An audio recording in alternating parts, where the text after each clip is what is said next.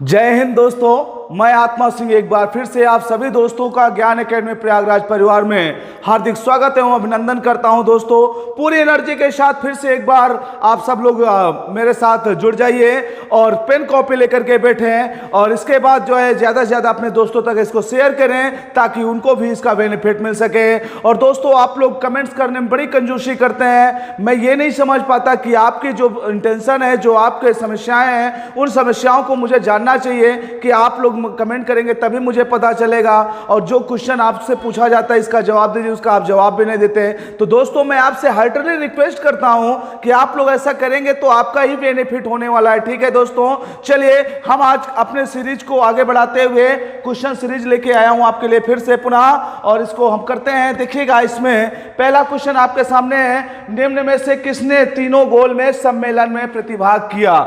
निम्नलिखित में से किसने तीनों गोल में सम्मेलन में प्रतिभाग किया? दोस्तों, तो देखिएगा, इसका जो आंसर है एम.के. गांधी, सरदार पटेल, बी.आर. अंबेडकर, मोतीलाल नेहरू। तो इनमें से कौन सा आंसर आपका सही होगा तो बताइएगा दोस्तों। इसमें कौन सा आंसर होगा कमेंट बॉक्स में इसका जवाब दीजिएगा। तो इसका जो आंसर है मैं बताता हूं, उसका आंसर होगा दोस्तों, एक मिनट बिल्कुल तुरंत, थोड़ा सा रुकेंगे, तुरंत करता हूं मैं। देखिएगा, चलिए देखिए, इसका जो आंसर होगा, इसका आंसर क्या होगा? सी होगा। इसका आंसर क्या होगा? सी होगा, बी.आर. अंबेडकर। बी.आर. अंबेडकर ने तीनों गोलमेज सम्मेलन में भाग लिया, 30 में भी, 31 में भी और 32 में भी। तीनों गोलमेज सम्मेलन में बी.आर. अंबेडकर ने प्रतिभाग किया था दोस्तों। ठीक है, महात्मा गांधी जो थे, महात्मा गांधी जी, ये 1931 के गोलमेज सम्मेलन में प्रतिभाग किया, जो कि सेकेंड गोलमेज सम्मेलन था, सेकेंड गोलमेज सम्मेलन था दोस्तों। ठीक है, चलो इसके बाद बात करते हैं महात्मा गांधी। महात्मा गांधी ने कांग्रेस की अध्यक्षता कब किया था? तो ये बेलगांव अधिवेशन हुआ था कर्नाटक में दोस्तों। कहां पर हुआ था? कर्नाटक में हुआ था। कब हुआ था? 1924 के अंदर ये बेलगांव अधिवेशन हुआ था, उसमें महात्मा गांधी जी ने कांग्रेस की अध्यक्षता किया था। तो चलिए अब बात करते हैं सरदार पटेल जी के विषय में। सरदार पटेल जी ने कांग्रेस की अध्यक्षता कब किया? तो सरदार पटेल जी ने सन 1931 में कराची अधिवेशन में कांग्रेस की अध्यक्षता किया था दोस्तों। कब किया था? सन 1931 के अंदर कांग्रेस की अध्यक्षता किया। कौन? सरदार पटेल जी ने। कब? 1931 के अंदर दोस्तों। ये सब बेहतरीन इंफॉर्मेशन है, इसको आप बिल्कुल कलेक्ट करते जाइएगा। इसके बाद देखिएगा, बी.आर. अंबेडकर ने किसी भी कांग्रेस अधिवेशन में अध्यक्षता नहीं किया था। मोतीलाल नेहरू जी के विषय में अगर हम बात करें, मोतीलाल नेहरू जी ने किस अधिवेशन में कांग्रेस की अध्यक्षता किया? तो दोस्तों ध्यान दीजिएगा, मोतीलाल नेहरू जी जो हैं, इन्होंने कब किया था? तो इन्होंने किया था सन 1919 के अधिनियम में, सन 1919 के अमृतसर कांग्रेस अधिवेशन की इन्होंने अध्यक्षता किया था। किसने किया था यहां पर दोस्तों? यहां पर कांग्रेस की अध्यक्षता किया था आपके मोतीलाल नेहरू जी ने। नेहरू जी के द्वारा एक रिपोर्ट प्रस्तुत की गई थी संविधान से संबंधित। वो कब की गई थी? तो सन 1928 में नेहरू रिपोर्ट के नाम से प्रस्तुत किया गया था। नेहरू रिपोर्ट के नाम से लॉर्ड बर्कनहेड के चैलेंज को इन्होंने स्वीकार किया था। ठीक है, तो इन्होंने एक संविधान का प्रारूप तैयार करके प्रस्तुत किया, जिसे नेहरू रिपोर्ट के नाम से जाना जाता है। इसमें कितने सदस्य थे? इसमें 8 सदस्य थे दोस्तों। कितने सदस्य थे? 8 सदस्यीय था ये, 8 सदस्य थे इसमें, 8 सदस्यीय ये समिति थी। ठीक है, आपको समझ में आ रहा है ये क्वेश्चन? अगर आपके समझ में ये क्वेश्चन आ रहे हैं तो निश्चित रूप से आप इसको ज्यादा से ज्यादा दोस्तों तक शेयर करिए और लाइक करिए, सब्सक्राइब करिए। चलिए नेक्स्ट क्वेश्चन पे मैं आपसे बात करता हूं, अगले क्वेश्चन पर। देखिए, सन 1947 में बने नेहरू की सरकार के कानून मंत्री कौन थे? कानून मंत्री कौन थे इसको बताइएगा आप लोग। इसमें जो कानून मंत्री थे वो आपके कौन थे भैया? बताओ। बलदेव सिंह, बी.आर. अंबेडकर, लियाकत अली, सरदार पटेल। तो जो बलदेव सिंह जी थे ये कांग्रेस के क्या थे? सॉरी, एक मिनट रुकिएगा। जो आपके बी.आर. अंबेडकर साहब थे, ये क्या थे? कांग्रेस के उस टाइम के गवर्नमेंट के कानून मंत्री हुआ करते थे, विधि मंत्री मंत्री थे। कौन विधि मंत्री थे? विधि मंत्री थे आपके B.R. अंबेडकर। चलिए बलदेव सिंह जी के विषय में देखते हैं। बलदेव सिंह जी उस समय क्या थे? रक्षा मंत्री थे दोस्तों। क्या थे? रक्षा मंत्री थे। तो सरदार पटेल जी के विषय में देखते हैं तो ये गृह मंत्री थे। क्या थे? ये गृह मंत्री थे। और क्या थे? सूचना एवं प्रसारण मंत्री थे। सूचना एवं प्रसारण मंत्री थे दोस्तों। क्लियर है एकदम? बहुत बढ़िया, बहुत अच्छे क्वेश्चन है। लियाकत अली ये हमारे मंत्रिमंडल के अंदर नहीं थे। ये जब डिवाइड हो चुका था पाकिस्तान तो ये पाकिस्तान के प्रधानमंत्री बने थे। कहां के प्रधानमंत्री? पाकिस्तान के ये प्रधानमंत्री बने थे, प्राइम मिनिस्टर बने थे। ठीक है, प्राइम मिनिस्टर बने थे, मिनिस्टर बने थे। ध्यान दीजिएगा, ये लियाकत अली साहब कहां के प्रधानमंत्री बने थे? पाकिस्तान के प्रधानमंत्री बने थे। ठीक है दोस्तों, चलिए नेक्स्ट क्वेश्चन पे आता हूं। अगला क्वेश्चन क्या है? सर्वप्रथम किसने अपने लेखन के माध्यम से स्वराज की मांग उठाई थी? किसने स्वराज की मांग उठाई थी? तो ऑप्शन है रामकृष्ण परमहंस, स्वामी विवेकानंद, स्वामी दयानंद सरस्वती, राजा राममोहन राय जी। तो आप बताइएगा किसने उठाया था अपने लेखन के माध्यम से स्वराज शब्द? तो देखिएगा, स्वराज शब्द जो दिया या स्वराज के जो सर्वप्रथम स्वराज को प्रचलित किया वो व्यक्ति थे स्वामी दयानंद सरस्वती जी थे। कौन थे? स्वामी दयानंद सरस्वती जी थे। देखिए, स्वामी दयानंद सरस्वती जी के द्वारा आर्य समाज की स्थापना की गई। किसकी? आर्य समाज की स्थापना की गई थे।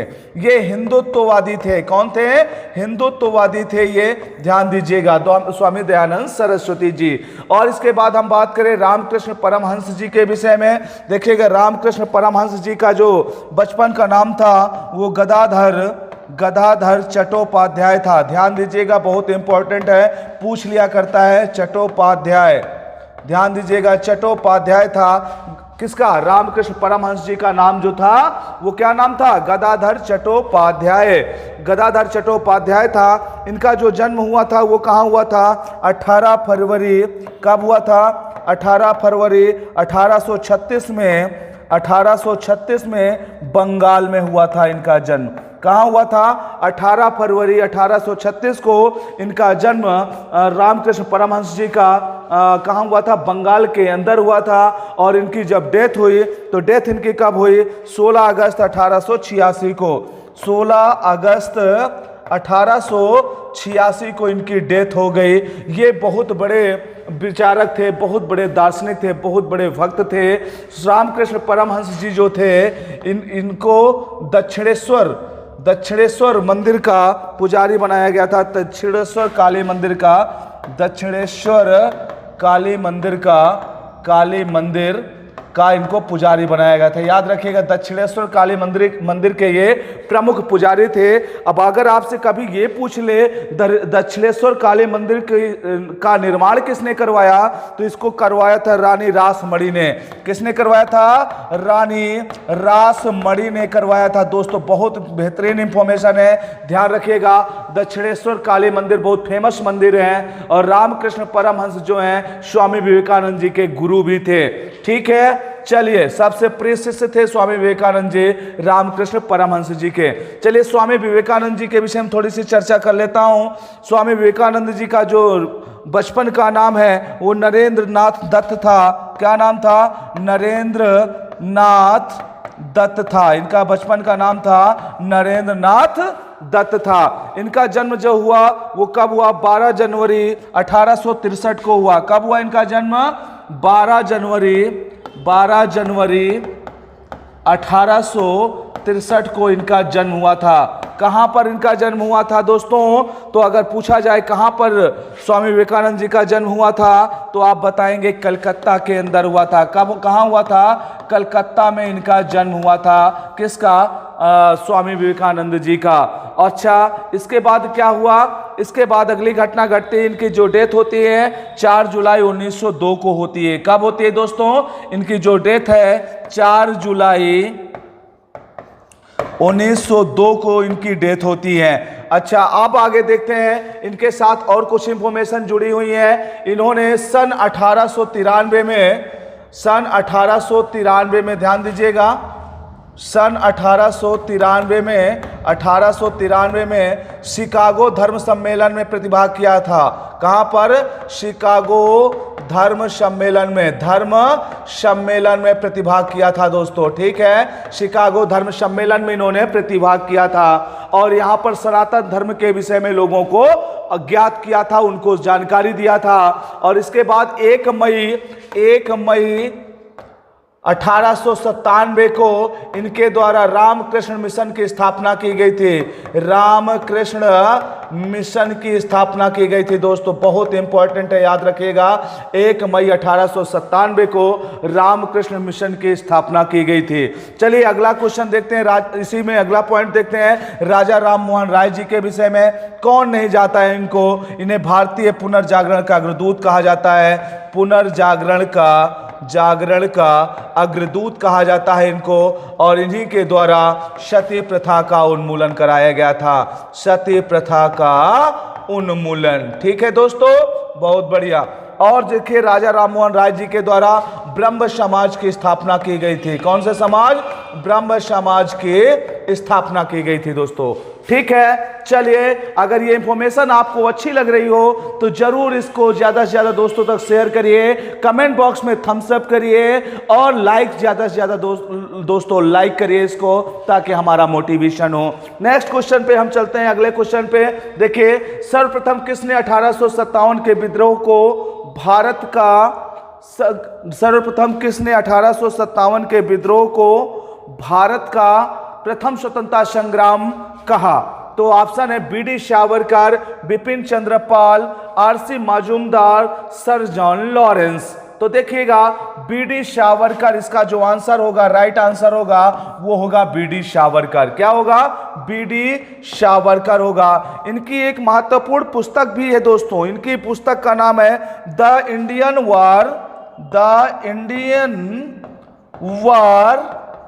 Of independence. ठीक है, इनकी पुस्तक है the Indian war of independence. इन्होंने ही कहा था सर्वप्रथम यह भारत का स्वतंत्रता संग्राम है। बिपिन चंद्र पाल जी के विषय में क्या कहा जाता है? इन्हें भारत के में क्रांतिकारी विचारों का जनक कहा जाता है। इन्हें भारत में क्रांतिकारी विचारों का जनक कहा जाता है। किसको? बिपिन चंद्र पाल जी को। आर.सी. मजूमदार जी ने क्या कहा था 1857 के विषय में? 1857 की क्रांति के विषय में इन्होंने कहा था, आर.सी. मजूमदार जी ने इन्होंने कहा था 1857 का विद्रोह 1857 का विद्रोह ना तो पहला और ना ही राष्ट्रीय और ना ही ये क्या था? राष्ट्रीय था, और ना ही स्वतंत्रता संग्राम था। ना ही स्वतंत्रता संग्राम था। किसने कहा इस बात को? इसको कहा था आर.सी. मजूमदार ने। सर जॉन लॉरेंस के विषय में थोड़ा सा हम जानेंगे। ये कौन थे? ये भारत के गवर्नर जनरल थे। कौन थे ये? भारत के गवर्नर जनरल थे। क्या थे ये? भारत के गवर्नर जनरल थे। इनका जो टाइम पीरियड है 1864 से लेके 1869 तक का था सर जॉन लॉरेंस साहब का ये टाइम है। सर जॉन लॉरेंस के जी के द्वारा यहाँ पर देखिएगा आप लोग कई सारे हाई कोर्टों की स्थापना करवाया गया, जैसे कलकत्ता, बंबई और मद्रास। ये तीनों हाई कोर्टों की स्थापना किनके कार्यकाल में हुई? सर जॉन लॉरेंस साहब के कार्यकाल के अंदर आपका ये हुआ था। और इसके बाद इन्होंने उड़ीसा में अकाल पड़ा था, तो उड़ीसा अकाल आयोग का इन्होंने गठन किया था हेनरी चिम्बरलेन के अध्यक्षता में। इन्होंने क्या किया था? उड़ीसा अकाल आयोग का गठन किया था। किसकी अध्यक्षता में किया था इन्होंने किया था हेनरी चेम्बरलेन के अध्यक्षता में। कौन थे अध्यक्ष? यही थे अध्यक्ष। ठीक है दोस्तों, क्लियर है? हेनरी चैम्बरलेन की अध्यक्षता में उड़ीसा में अकाल आयोग का गठन किया गया था और भारत और इंग्लैंड के बीच समुद्री टेलीग्राफ सेवा प्रारंभ की गई थी। भारत और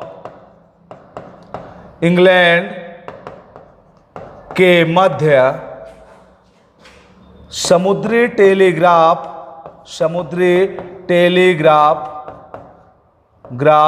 सेवा प्रारंभ की गई। ध्यान दीजिएगा दोस्तों, 3 महत्वपूर्ण फैक्ट्स हैं। कलकत्ता, बंबई, मद्रास जो हाई कोर्ट की स्थापना हुई सर जॉन लॉरेंस के टाइम पे हुआ। भारत और इंग्लैंड के मध्य समुद्री टेलीग्राफ सेवा प्रारंभ हुई और उड़ीसा में पड़े अकाल के लिए अकाल आयोग का गठन किया गया था। उसके अध्यक्ष थे हेनरी चैम्बरलेन। ध्यान दीजिए, बेहतरीन क्वेश्चनों का कलेक्शन है। आगे बढ़ते हैं हम। चलिए अगला क्वेश्चन है, भारत में प्रतिनिधि सरकार की नींव किस अधिनियम द्वारा रखी गई? तो भारत परिषद अधिनियम 1892, भारत सरकार अधिनियम 1935, भारतीय परिषद अधिनियम 1861, जो मार्लियामेंटो सुधार अधिनियम 1909। अब बताओ सुधार अधिनियम 1909। अब इसमें आंसर क्या होगा? तो दोस्तों याद रखिएगा, जब 1857 की क्रांति हो गई उसके बाद ब्रिटिश क्राउन भारत के शासन पर स्थापित हुए तो उनके द्वारा कुछ सहूलियतें दी गई, भारतीयों को भी पार्टिसिपेशन दिया जाना प्रारंभ कर दिया गया। तो भारत परिषद अधिनियम 1861 के तहत सर्वप्रथम भारतीयों के प्रतिनिधि सरकार की नींव रखी गई थी। अब देखिए यहां पर प्रतिनिधि दिया जाने लगा, यहां पर भारतीय सदस्यों को इसमें शामिल किया जाने लगा। ठीक है, इसके बाद बात करूं यहां पर पहले ऑप्शन पे भारत परिषद अधिनियम 1892 पे, तो यहां पर बजट में बहस का अधिकार दे दिया गया, वहां संसद में बहस का अधिकार दिया गया, लेकिन मतदान का अधिकार नहीं दिया गया था। ध्यान दीजिएगा दोस्तों, मतदान का अधिकार नहीं दिया गया था।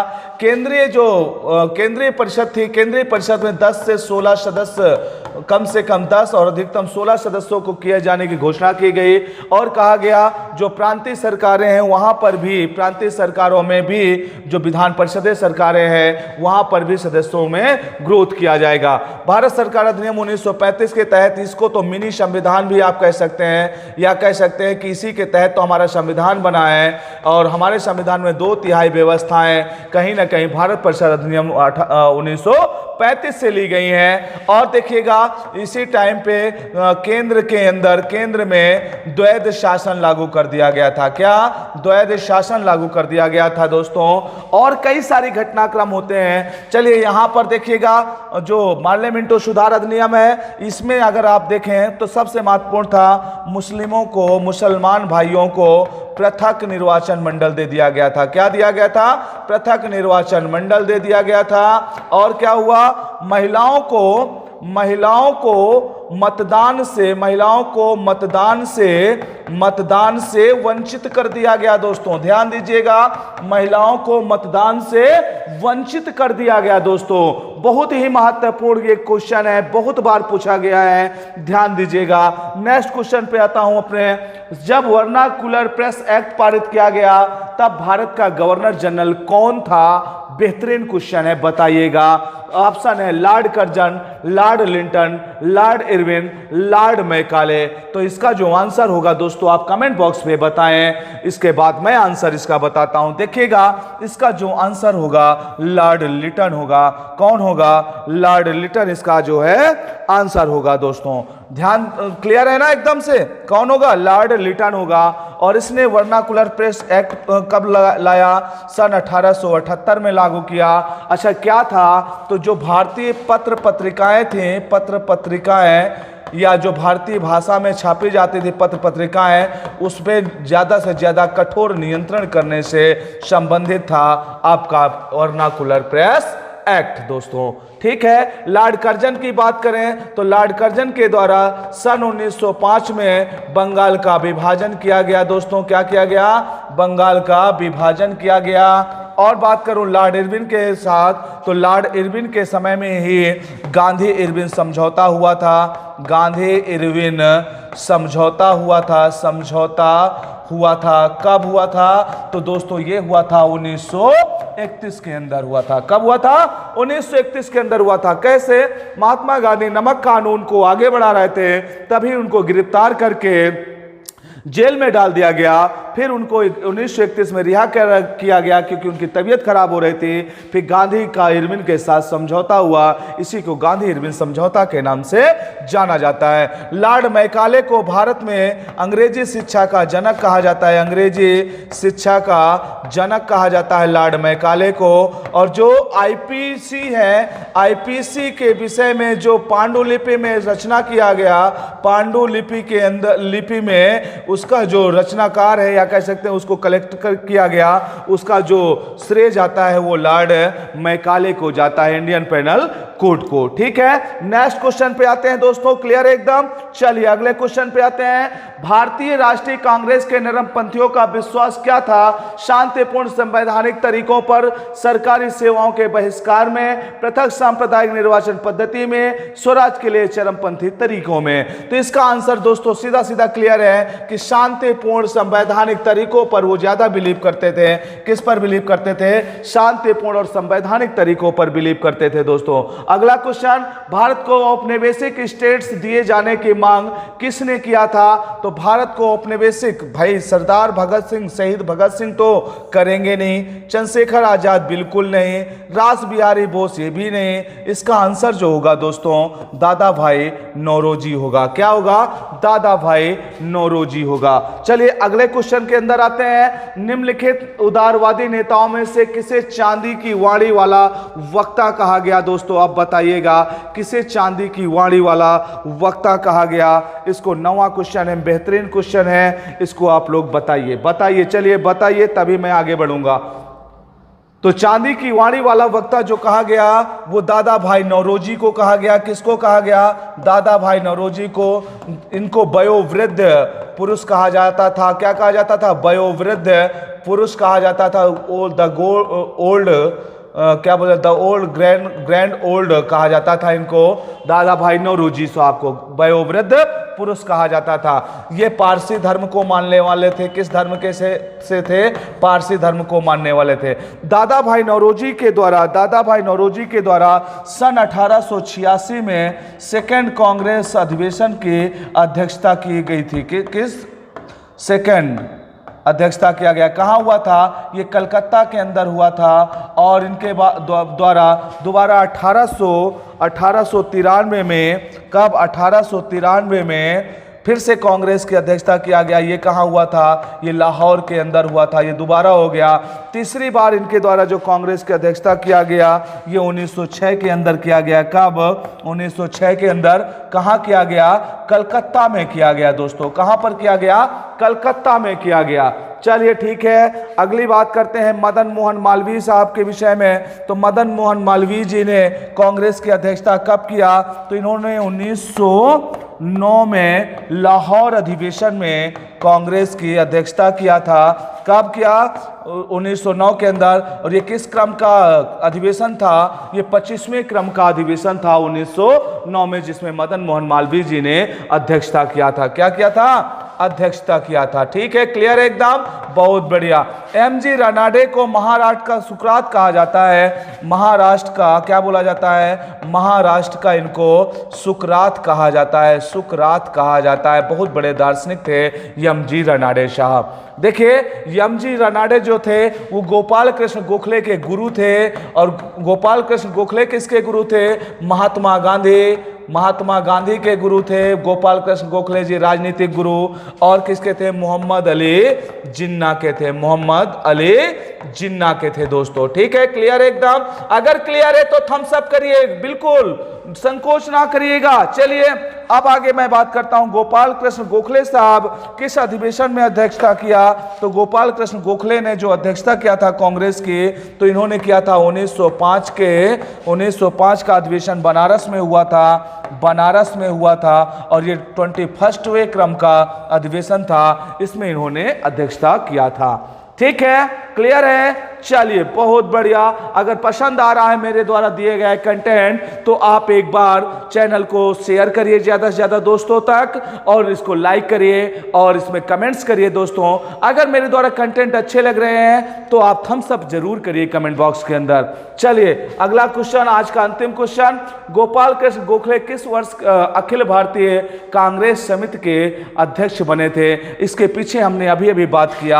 आंसर क्या है? 1905 कहाँ हुआ था ये अधिवेशन? ये बनारस के अंदर हुआ था दोस्तों। कहाँ हुआ था? बनारस के अंदर। अब प्रश्न ये उठ जाता है कि 1897 का जो कांग्रेस अधिवेशन हुआ था वो कहाँ हुआ था? ये हुआ था अमरावती के अंदर। कहाँ हुआ था? अमरावती में हुआ था। 1897 कांग्रेस अधिवेशन अमरावती में हुआ था। इसकी अध्यक्षता किसने किया था? श्री शंकरन नायर साहब ने किया था। शंकरन नायर साहब ने इसकी अध्यक्षता किया था। और 1907 का जो कांग्रेस अधिवेशन हुआ वो कहाँ हुआ था? वो सूरत में हुआ था। कहाँ हुआ था? सूरत में हुआ था। इसकी अध्यक्षता किसने किया था? तो इसकी अध्यक्षता किया था रास बिहारी घोष साहब ने।